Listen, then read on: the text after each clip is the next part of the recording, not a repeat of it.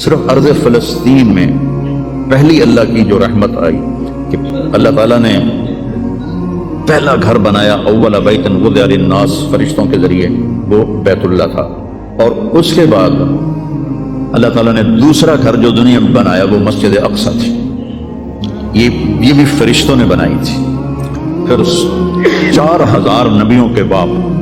اور میرے نبی کے باپ حضرت ابراہیم علیہ السلام فلسطین میں تشریف لائے، وہیں دفن ہوئے۔ حضرت اسحاق علیہ السلام فلسطین میں تشریف لائے، حضرت یعقوب علیہ السلام فلسطین میں تشریف لائے،